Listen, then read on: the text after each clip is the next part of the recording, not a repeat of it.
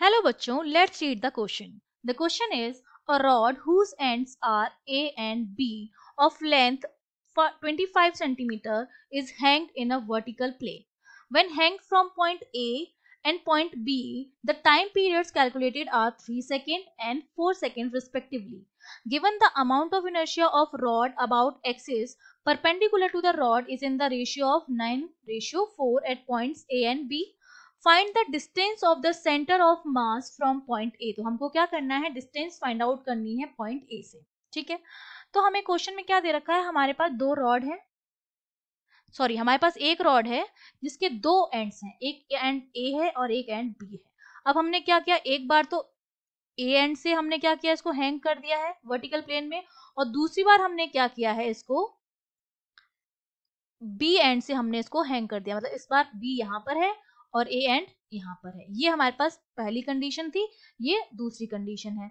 दोनों ही कंडीशन में जो टाइम पीरियड दे रखा है, इस कंडीशन में जो टाइम पीरियड आ रहा है वो 3 सेकंड आ रहा है, और इस कंडीशन में टाइम पीरियड 4 सेकंड आ रहा है। और मोमेंट ऑफ इनर्शिया भी गिवन है उस रॉड का एक्सिस के परपेंडिकुलर, वो है 9:4 में। तो हमने मान लिया इसका मोमेंट ऑफ इनर्शिया 9x है, तो इसका मोमेंट ऑफ इनर्शिया कितना होगा, 4x होगा।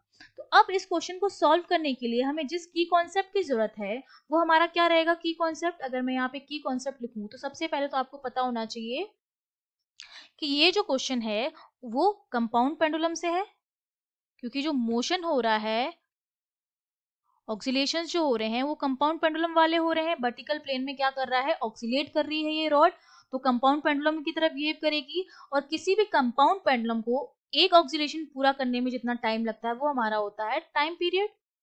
ठीक है, एक ऑक्सीलेशन को कंप्लीट करने में जितना टाइम लगा वो टाइम पीरियड। और एक ऑक्सीलेशन हमारा क्या हो गया, जैसे ये है, ये मीन पोजीशन हो गई। ऑक्सीलेशन जब कर रहा है एक तो एक्सट्रीम एंड पर जाएगा, ठीक है, दो एक्सट्रीम एंड होते हैं, एक पॉजिटिव होता है और एक हमारा नेगेटिव होता है। तो ऑक्सीलेशन, और ये हमारी मीन पोजीशन होती है, इसको ओ नाम दे दिया। तो एक तो ओ से पॉजिटिव में जाना, फिर पॉजिटिव से वापस ओ तक आना, फिर वापस ओ से नेगेटिव तक जाना, और नेगेटिव से वापस ओ तक आना। ये जो चार वो हुए हैं उसमें ये एक ऑक्सीलेशन बना है, इसमें जितना टाइम लगता है वो हमारा होता है टाइम पीरियड। और टाइम पीरियड जो होता है कंपाउंड पेंडुलम के लिए उसको हम देते हैं t equals to 2 pi under root I upon M G L से, जहां पर आई तो आपका मोमेंट ऑफ इनर्शिया हो गया, मोमेंट ऑफ इनर्शिया हो गया आपका, और ये जो L होती है वो डिस्टेंस होती है from centre of mass. Distance from centre of mass, जो हैंगिंग पॉइंट है उससे सेंटर ऑफ मास की जो डिस्टेंस होती है हैंगिंग पॉइंट से, उस सेंटर ऑफ मास से डिस्टेंस वो हमारी होती है स्मॉल l, और इसी की वैल्यू हमको क्या करनी है, कैलकुलेट करनी है। तो हमको दोनों ही कंडीशन में t का फॉर्मूला लिखना पड़ेगा। एक कंडीशन जब a पॉइंट से हैंग है उस वो रॉड, और सेकंड कंडीशन जब b पॉइंट b एंड से हैंग है। तो फर्स्ट कंडीशन में जो t आएगा उसको हम नाम दे दें T1, वो हमारा कितना हो जाएगा 2 pi under root, first condition में मोमेंट ऑफ इनर्शिया कितना था 9x था, अपॉन mg। अब L जो होती है सेंटर ऑफ मास से क्या है, डिस्टेंस है। इस केस में अगर मैंने माना कि मेरा सेंटर ऑफ मास इस पॉइंट पर है कहीं, और ये लेंथ जो है a सेंटर ऑफ मास की इससे दूरी, जो हैंगिंग पॉइंट्स दूरी है वो हमने मान ली L है। ठीक है, तो इसके लिए distance from centre of mass कितनी हो गई, L हो गई। सेकेंड कंडीशन में क्या होगा, अब बी पॉइंट ऊपर है, सेंटर ऑफ मास उसी की तरफ रहेगा, यहाँ पर होगा कहीं, और ये वाली डिस्टेंस अब हमारे पास कितनी हो जाएगी, क्योंकि टोटल जो है वो 25 है, ठीक है 25 सेंटीमीटर है टोटल। ये वाली एल अगर हमने मानी थी तो ये वाली हमारी कितनी हो जाएगी, ये वाली ये वैल्यू हो जाएगी 25 माइनस एल। ठीक है, तो सेकेंड कंडीशन में जब हम निकालेंगे टाइम पीरियड, जब बी एंड से हैंग है तो हमारा कितना हो जाएगा 2 pi under root, moment of inertia कितना है सेकेंड केस में 4x अपॉन एम जी, और ये डिस्टेंस कितनी है सेंटर ऑफ मास से 25 माइनस एल, ये सेंटर ऑफ मास हमारा, ये जो मैंने लाइन बनाई है, तो ये हो गई 25 माइनस एल। ठीक है, अब हमारे पास दोनों टाइम पीरियड पता चल गए हमको।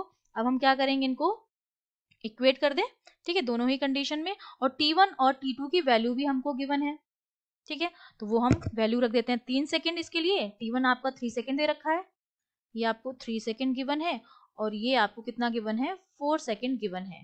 तो ये इक्वेशन हमारी 1 हो गई, ये इक्वेशन हमारी 2 हो गई। मैं क्या करती हूँ, इक्वेशन 1 को 2 से क्या कर दूंगी, डिवाइड कर दूंगी। ये मेरे पास क्या आएगा 3/4, 2 पाई से 2 पाई कैंसिल हो जाएगा हमारे पास, तो हमारे पास यहाँ बचेगा under root 9x upon root L into, यहाँ पर हमारे पास बचेगा root 25 minus L upon root 4x, x से x कैंसिल हो जाएगा तो ये हमारे पास बचेगा, ये बाहर आ जाएगा, ये हो जाएगा 3/2 और ब्रैकेट में मेरे पास बचेगा 25 माइनस एल अपॉन एल।